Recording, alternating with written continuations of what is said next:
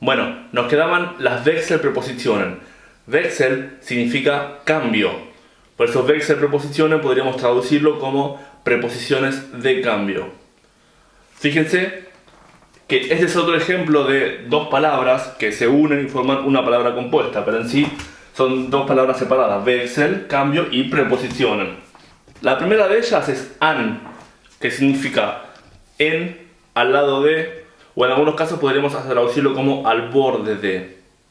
Recuerden que estas preposiciones se llaman así preposiciones de cambio porque se pueden cambiar, se pueden usar para dativo o para acusativo. La forma más fácil de reconocerlas es preguntándonos dónde o a dónde, ya que el dativo implica que algo está estático en un lugar. Por eso puede responder a la pregunta ¿dónde? ¿Dónde está esto? ¿Dónde? Con D de dativo. En cambio, el acusativo implica que estamos moviendo algo, que estamos trasladando algo de un lugar a otro, que algo se traslada de un lugar a otro. Por eso responde a la pregunta ¿a dónde? Con A de acusativo. Por eso en todas las palabras les puse dos ejemplos, uno en dativo y uno en acusativo. Y traté, al menos en la mayoría, de ponerlos los dos en diferentes tiempos verbales, para que puedan ver oraciones similares pero armadas de otra manera diferente. El primer ejemplo: Das Foto hängt an der Wand. Hängt, el verbo hängen, que fíjense que es muy parecido al verbo to hang del inglés, significa colgar. Foto, es obvio lo que es, y Wand es el muro o la pared. Más que nada pared, porque muro podría ser Mauer, como por ejemplo el muro de Berlín se le dice de Mauer. Por otro lado tenemos Wir haben ein Foto an die Wand gehängt. Esto sería el perfecto. Lo formamos con el verbo haben como auxiliar, nosotros hemos, y el verbo principal al final de la oración en participio 2, que sería gehängt. Fíjense que en este caso se forma simplemente agregando la partícula ge al principio. Entonces la primera, das Foto hängt an der Wand, significa la foto está colgada en la pared o al lado de la pared. Wir haben ein Foto an die Wand gehängt significa nosotros hemos colgado una foto en la pared. Ahora, ¿cuál es dativo y cuál es acusativo? Piénsenlo un segundo. La foto está colgada, la foto ya está colgada, está parada ahí. ¿Dónde está la foto? En la pared, por eso es dativo. Y en la segunda, nosotros estamos colgando la pared, estamos hablando de la acción de colgar la foto en la pared, por eso estamos moviéndonos, estamos trasladando la foto desde arriba de la mesa a la pared. Este sería acusativo, ¿a dónde colgamos la foto? Y fíjense acá el detalle, Wand, si bien es femenino, en este caso por ser dativo lo ponemos como der, pero si estaríamos utilizando o nominativo, si la pared sería el sujeto en vez de la foto, en este caso la foto es el sujeto. En cambio, si la pared sería el sujeto, que sería el nominativo, usaríamos die. O en acusativo también usamos die, porque es femenino. La segunda preposición es auf, que significa más que nada sobre, a pesar de que tiene un montón de acepciones diferentes, que podemos utilizarla en muchos casos diferentes, y no solamente en el caso que le estoy poniendo, pero auf, tanto auf como an merecen videos propios, si no vamos a estar muchísimo tiempo en este video con estas dos preposiciones. Er saß auf einem Stuhl. Stuhl significa silla y saß es el pasado de sitzen. Este es un verbo muy irregular. Sería, en los tres tiempos sería sitzen, saß, hat gesessen. Fíjense que el participio se forma cambiando prácticamente toda la palabra, solamente con la ge al principio, pero después sessen cambia totalmente de sitzen y de saß. Por eso es muy importante aprendérselo así. Y cuando hablamos del hecho de sentarse, tenemos que usar sí o sí un reflexivo, o sea, un ich setze mich, er setzt sich, wir setzen uns. Tenemos que usar sí o sí el reflexivo porque decimos yo me siento, él se sienta, nosotros nos sentamos. No podemos decirlo directamente er setzt auf einen Stuhl, porque en eso lo entenderíamos como que él está sentado. Er sitzt auf einem Stuhl, estoy diciendo que está sentado en una silla. Si digo er sitzt sich auf einen Stuhl, estoy diciendo que él se está sentando en este momento se está sentando.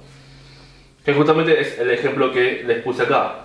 Fíjense que er saß auf einem Stuhl significa él estaba sentado en una silla, en pasado, y eine, que es el artículo indefinido, porque hablamos de una silla en general, también se declina.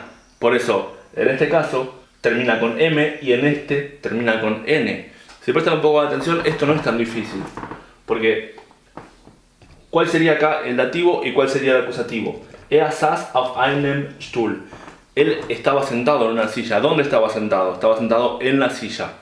Er setzt sich auf einen Stuhl. Estamos hablando de que él se está sentando en este momento se está moviendo. ¿A dónde se sienta? Por eso, este es acusativo y este es dativo. Einem y einen, las terminaciones son las mismas que las de el artículo masculino. Er sitzt auf dem Stuhl o er setzt sich auf den Stuhl. Sería la misma terminación con N o con M. Por eso digo que no es tan difícil de recordar. Si sería al revés, sería totalmente un quilombo. Tendremos que acordarnos el uno o el otro. De esta manera lo que podemos hacer es reemplazarlo. Si sabemos que en dativo utilizamos el dem, en este caso sabemos que esta oración es dativo, utilizamos einem. Y en acusativo el den con N, entonces utilizamos einen. Espero que más o menos quede claro, que no le esté dando mucha vuelta muy rápido. Si no, cualquier cosa me lo dicen y trato de explicarlo de nuevo de otra manera. La tercera preposición es neben, que significa al lado de.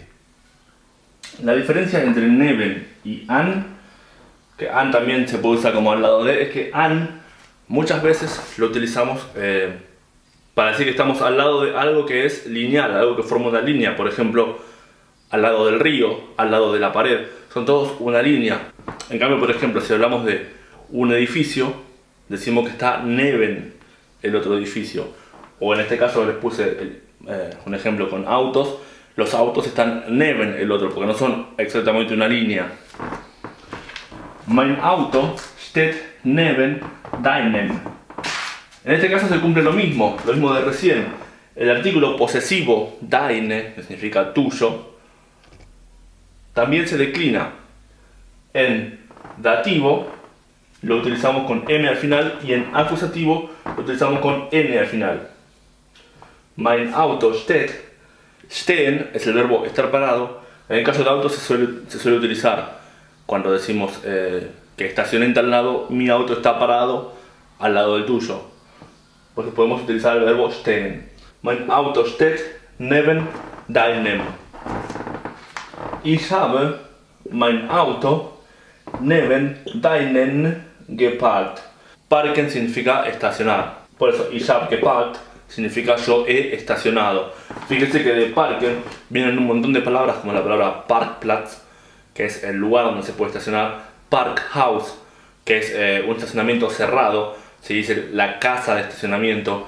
Parkplatz sería más que nada un lugar abierto o más generalizado. Fíjense en este ejemplo con la preposición in, que significa dentro, donde les puse como ejemplo unser Auto steht im Parkhaus.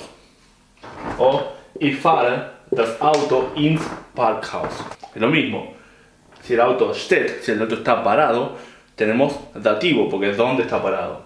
Y si ich fahre, estoy diciendo yo lo estoy manejando, yo llevo el auto hacia adentro del Parkhaus, de la casa de estacionamiento. Fíjense que de nuevo son dos palabras juntas, park y house, que forman una palabra compuesta. En este caso toma el artículo de house, que house sería das Haus. Por eso, como les dije al final del video anterior, tenemos preposiciones que aceptan contracciones de la preposición con el artículo. En este caso, in, en dativo, el artículo de house, que es neutro, sería dem. Por lo cual podríamos decir, unser Auto steht in dem Parkhaus. Pero lo contraemos, sacamos el dem y nos queda im directamente. Y acá lo mismo, nada más que como es acusativo, en vez de ser dem sería das y nos queda in das, con la S de das. Bueno, im sería in dem y ins in das. Parkhaus. Yo les he dicho y sigo sosteniendo que el tema de las declinaciones, el tema de los casos, no es vital. No es vital para hablar alemán. Es vital para hablarlo perfecto, pero no para que nos entiendan. Sin embargo, hay ciertos casos en los cuales es muy importante saber declinarlo, como este ejemplo que les puse acá. Fíjense, hinter significa detrás o atrás de. Die Kinder rennen hinter dem Haus y die Kinder rennen hinter das Haus. Lo único que cambia en este caso es el artículo. Sin embargo, eso cambia bastante la intención de la oración. ¿Por qué? Fíjense, ¿cómo nos damos cuenta acá? Tenemos que saber que das Haus, Haus es neutro, y que en acusativo el artículo neutro es das y en dativo el artículo neutro es dem. De esa manera podemos distinguir la diferencia entre las dos. Una de ellas significa los chicos corren detrás de la casa y la otra significa los chicos corren hacia atrás de la casa. O sea, si los chicos corren detrás de la casa, toda la acción está ocurriendo en el mismo lugar.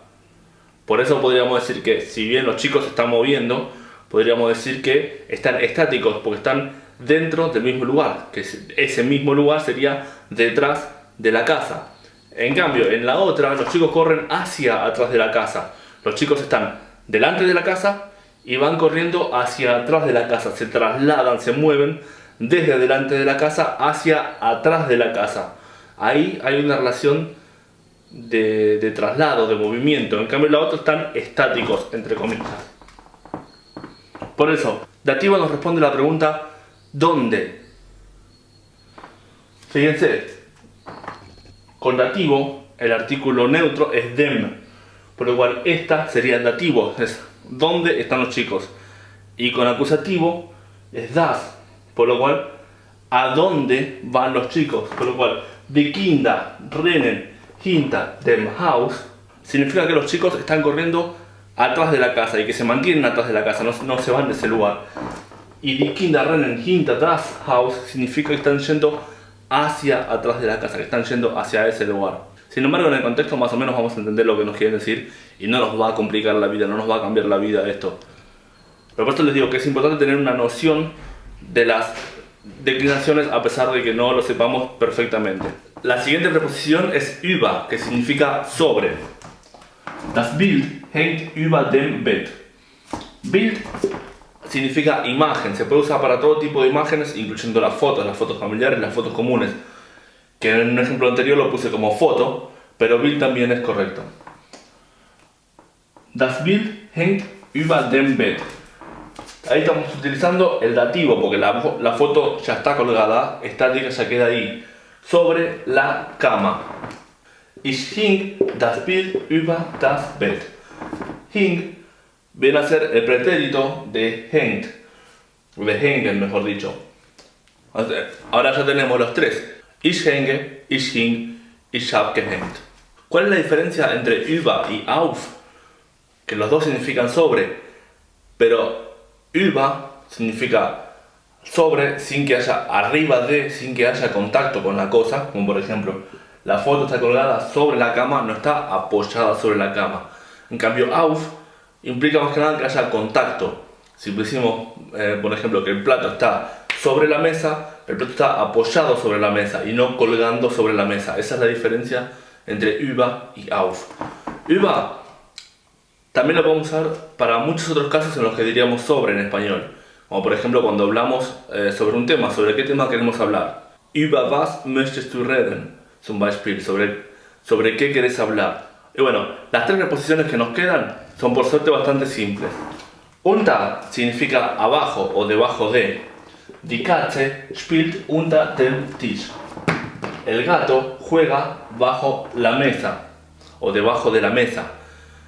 Recuerden, lo dije un montón de veces, pero espero no ser muy repetitivo porque es muy importante esto, que hay que aprenderse los sustantivos con los artículos. Fíjense por ejemplo que la mesa, que para nosotros sería femenino, en alemán es masculino, y el gato, que nosotros genéricamente lo diríamos masculino, en alemán se dice femenino. Decimos die Katze significa la gata. Si sabemos que el gato es un gato macho, diríamos der Kater en vez de die Katze. Pero si no lo sabemos, por lo general vamos a decir die Katze. El gato juega debajo de la mesa. Y die Katze rennt unter den Tisch significa el gato corre debajo de la mesa o el gato está corriendo hacia abajo de la mesa. Zwischen significa entre dos cosas. Der Bus steht zwischen zwei Bäume. Como le dije en ejemplos anteriores, stehen significa estar parado, que también lo podemos decir para estar estacionado o también en el caso de que esté parado en un semáforo. Bäume significa árboles.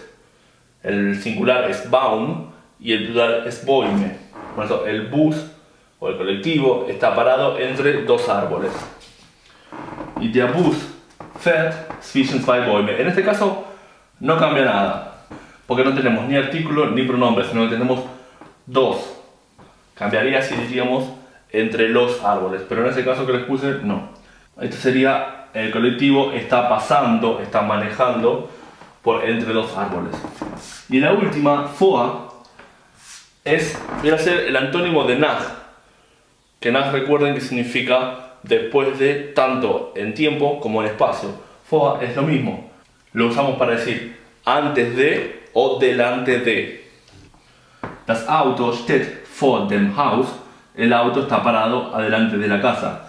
Y ich habe vor das Haus geparkt, yo he estacionado adelante de la casa. Esto quizás es una forma fácil de recordarlo, es que en ciertos casos podemos usar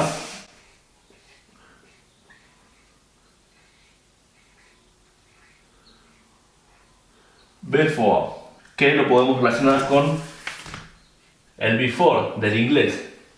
Con eso terminamos por ahora el tema de las preposiciones, que en realidad hay alguna que otra más que no mencioné, pero son preposiciones que no se usan casi nunca, por eso preferí no ponérselas por ahora y más adelante voy a hacer otro video con esas preposiciones que nos faltan.